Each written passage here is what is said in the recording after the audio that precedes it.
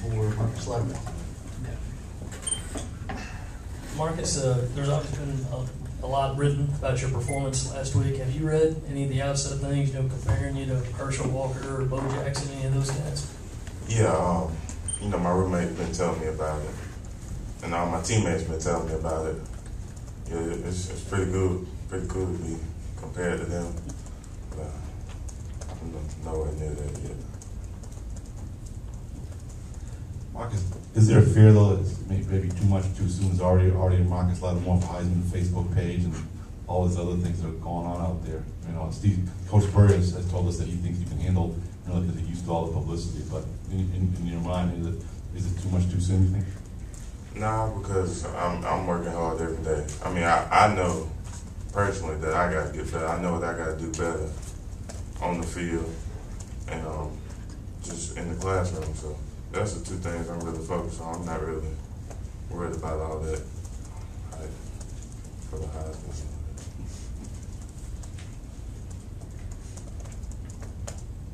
Hey Marcus, how many times have you talked to George Rogers? Even during your recruitment and since you've been on campus? I really haven't even talked to him but one time. I seen him when they had the Gamecock Showcase this summer. He just told me to do what I do, and that's the only really time I've talked to him. I haven't talked to him recently. If you get another chance to talk to George, are you going to ask him any advice maybe about handling yourself as a running back and all the attention he got being a Heisman Trophy candidate and eventual winner? Definitely. He's done it like you said, and he's been a SEC running back, so I definitely ask him for some advice. Marcus, I know y'all aren't looking ahead, but that's kind of our job on this end. Do you know Michael Dyer at Auburn? Did you guys have a relationship, and what is it? Is he a buddy of yours? Oh, yeah. We talked probably the whole time they're recruiting. Just about schools, and we both told each other we was gonna stay in the SEC. So, yeah, I've known him probably since my junior year. We've been talking. We're real good friends. Did you have an agreement? Maybe a strong word, but we're not going to go to the same place. Or was there ever a point where you thought you might go to the same place? Or? Yeah, we talked about it, but it just didn't work out like that. Marcus, a lot of the call-in radio shows in the upstate yesterday, there was a lot of buzz about not only your performance, but a lot of folks calling in saying that's our guy. He went to school, at Burns, and he's from up here. I guess talk about the pride in representing Burns so well, a program that has had a lot of success, but hasn't had a ton of guys really produce a lot at the college level.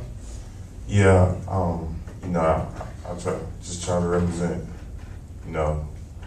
Just a in-state guy, and I'm glad I came here. And I know we haven't had that many people produce, but it's coming. Yeah. Marcus, back to your relationship with Michael Dyer. Did he commit to Auburn before you committed to South Carolina? Yeah. And how close was it of your decision to go to Auburn and maybe play with him? I know it kind of came down to that last week. But it was pretty close. I was really thinking about it. I didn't know until that Sunday before signing day. So, yeah, it was real close. I was thinking about playing with him. Marcus, are you ready to carry this team if you're asked to do so? Are you ready to be the main focus of the offense? That's what I'm used to. I've done it in high school, and I'm used to being the running back. Get all the carries, and just try to help the team in any way. So, yes, I am. After Michael committed to Auburn, did he encourage you to commit there as well? And how do you compare your running style to his? Yeah, he wanted me to come there real bad, but it was just comfort level here. But I loved it here, and he's like a bowling ball, really. He'll run you over. He's not that big. He's not that tall, but he's strong. He's very strong, and mean, he's fast and he's just got a lot of power. He runs hard. Who's better? All of them.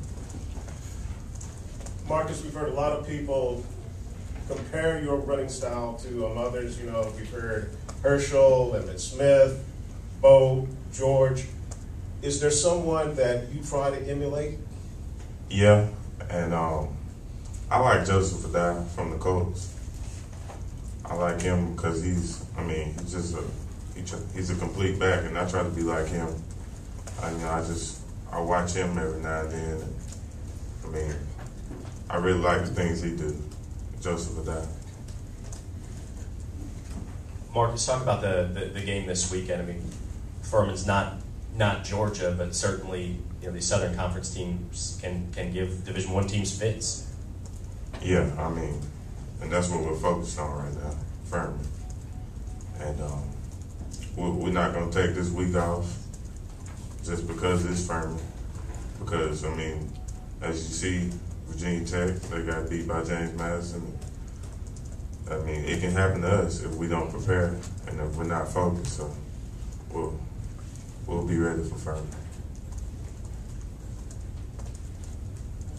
Marcus, how did you feel physically Sunday after carrying the ball 37 times? Do you feel like you'll be able to hold up doing that all season long? Yeah, I was sore. I know that's going to happen. I was sore after my high school games, after every game. So, as I get used to it, I know it'll get better as the season goes on. Marcus, over here. Marcus, you mentioned you thought about things you need to improve on. What are some of those things you need to get better at? I left a lot of yardage on the field Saturday. I could have got a lot more yards if I would have, just kept my feet or,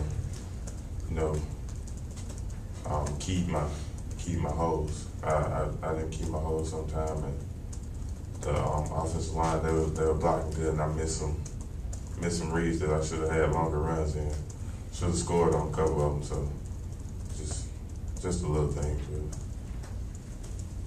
And Marcus, were you surprised at how many yards you were able to gain against Georgia? I mean, did you, even in your wildest dreams, did you see your SEC debut go that well? Nah, I didn't imagine that at all. But it just worked out. It just worked out real good. We were in shape. We trained all summer in the heat, and it was a noon game, so we was ready for that. One of the Georgia players after the game said that he didn't think you were very tough, that a lot of your yards were attributable to poor tackling by them. How do you react to that? I mean, that's their fault, I can't do nothing about that, but, they had a good defense, That's really it. Do you think the 37, Coach Bird said after the game that people have told you in recruiting that you go to South Carolina, you're not going to run the ball. Do you think you proved some people wrong in that regard, and do you think it proves that, running backs can come here and play right away and get plenty of work if they are good enough? Yeah, definitely. I knew, everybody was telling me that, you'll never run the ball here. You'll never run the ball a lot here. And, we got a good old line coach. He put us in the right scheme, and we just excel in that.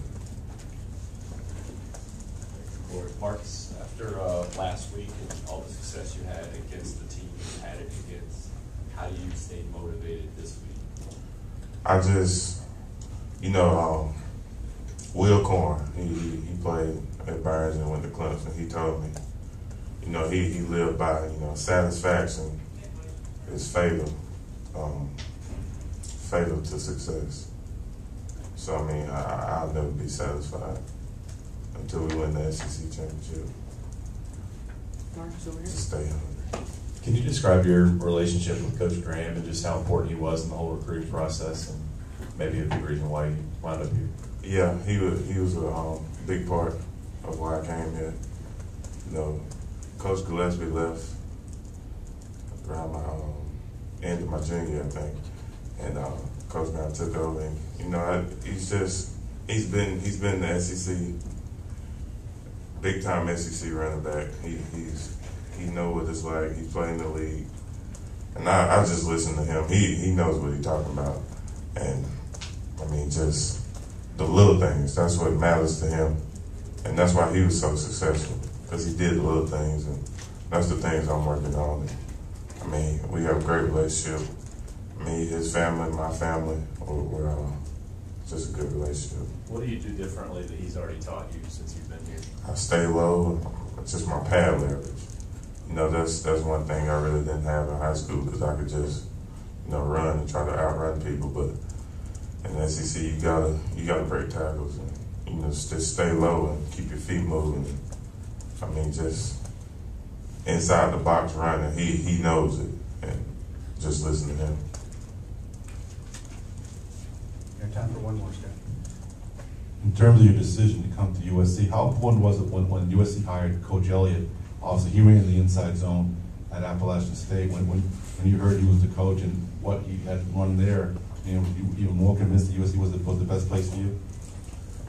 Yeah, I'm glad he came here, because, you know, I had some players from Burns who told me about him.